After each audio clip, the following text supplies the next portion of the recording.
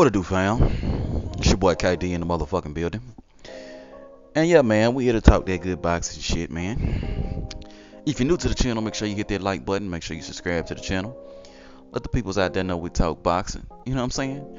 But let's get it in, man. Let's talk about this fight that happened last night. A very entertaining fight between Mario Barrios and Tank Davis. Went down in Atlanta, Georgia. You know what I'm saying? And congratulations first and foremost to Gervonta Tank Davis for becoming the new WBA regular champion at 140 pounds. My guy moved all the way up from 130 pounds all the way up to 140 pounds, becoming a new WBA regular champion, and that is certainly an accomplishment to behold. You know what I'm saying? But with all that aside, let's go ahead and talk a little bit about the fight, man. Let's talk about the happenings of this fight, man. So this fight, man, this was a fight. Um, this was a fight between a good tall guy or good big guy and a elite little guy. You know what I'm saying? And that's how this fight looked. Mario Barrios is a really good fighter, man.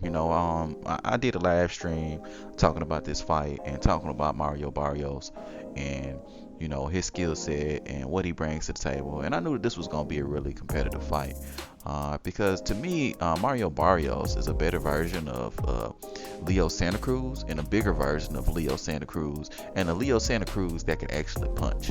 You know what I'm saying? The problem with a Leo Santa Cruz fight was Leo Santa Cruz can't really punch like that. You know what I'm saying? He's not really known for his knockout power. He's known for really punches and bunches. But Mario Barrios, I believe his last fight was a knockout win. I believe Mario Barrios, has legit punching power.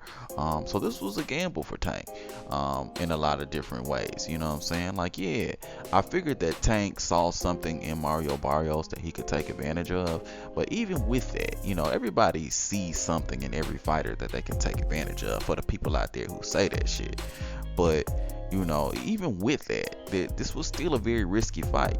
Fighting a dude that's bigger, fighting a dude that got punching power, fighting a dude that's taller, that has the reach advantage. You know what I'm saying? It's risky. You know what I'm saying? And for the first maybe 4 rounds of this fight, you can kind of see that happening. You could see Mario Barrios using his reach advantage. You could see Mario Barrios kind of being active and throwing punches. But at the same token, you could see Tank Davis able to kind of nullify that reach advantage. Able to move his head efficiently, okay, having the way faster hands, and just able to kind of overwhelm, giving Mario Barrios angles he's never seen before, and just kind of being able to overwhelm Mario Barrios in a lot of different ways. You know what I'm saying? So you can kind of see that going down as the fight kind of progressed. Slowly but surely, you could see Tank getting more comfortable, sitting in the pocket. You could see slowly but surely, you could see Tank Davis applying more pressure, closing the distance slowly but surely. You can see Mario Barrios's reach being taken away from him slowly but surely. And the thing about these dudes, man, at 140 pounds and 135 pounds, these dudes that are really tall and they just don't fight tall. They fight very short. Mario Barrios, he can fight tall, but he's probably better at fighting more so in close range, which is really a shame. You got a fighter that's that tall, trying to fight on the inside with a dude that has shorter arms. It's like he's never gonna win that battle. But anyway, Barrios to me at least isn't. He's not like a Jose Ramirez where he's just trying to fight on the inside as a tall guy. He was actually trying to fight on the outside, and the fight took place in the beginning parts of the fight on the outside, and Tank just made a concerted effort to close the distance and make the fight an inside fight. So as the fight progressed, you just saw Tank closing the distance, taking away the space, using that beautiful head movement, throwing those fast, sharp, accurate punches, in spots. And you can see him just kind of repeatedly hurting Mario Barrios, with different shots here and there. You can see, but the thing about Mario Barrios, man, is, that dude he's really a warrior. That dude is really a warrior because he didn't, after getting hit with certain shots and after feeling the power and, just kind of doing things again. He never looked moved to me. He never looked shook. He never looked bewildered. You know what I'm saying? He never looked like he was ready to lay down throughout the course of that. He was always, even when he got knocked down in the eighth round, he was always ready to go. He was always ready to fight. He was always, the dude was always, on the up and up. It's just his skill set was limited. Tank is just a much, much better fighter. Like again, Tank is an elite little guy. So you got an elite little guy fighting a good bigger guy, and the elite little guy, made a really big statement in beating the big good guy. You know what I'm saying? It's really what happened here. But yeah, as it progressed to the eighth round, Tank was able to hurt Barrios with a right hook, a punch that he hadn't thrown all fight up until that point, and put Mario Barrios down. Feinted it with a jab, threw a right hook over the top, and it was a punch that Barrios didn't see coming, put him down.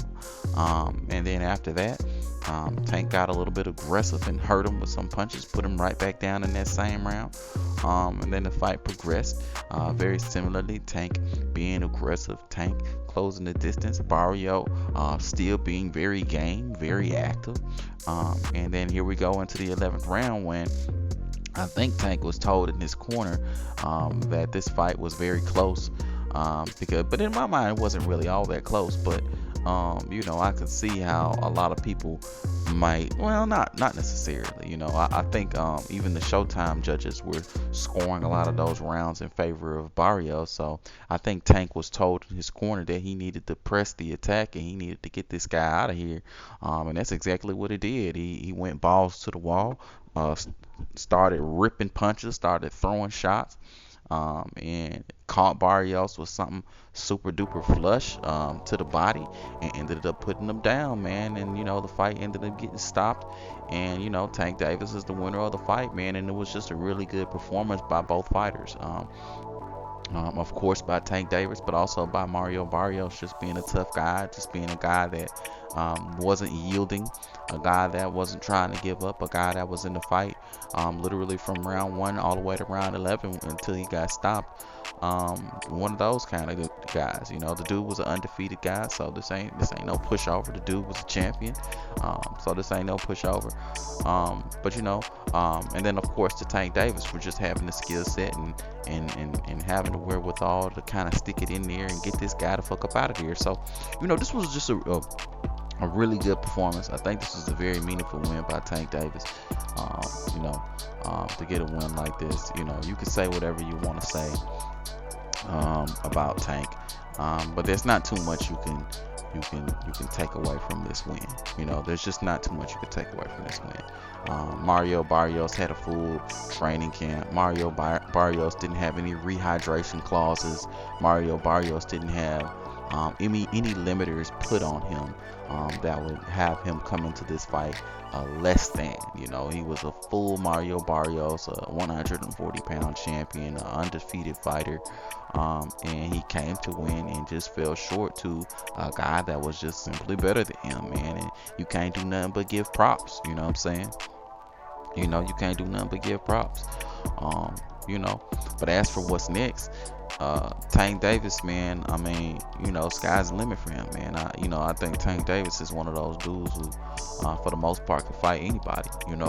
I don't know that there are a lot of dudes that wouldn't fight him at this point, considering the draw power that the guy generates, man. He had that ATL stadium. He had that stadium over there filled to capacity. I believe 16,000 people were in that stadium.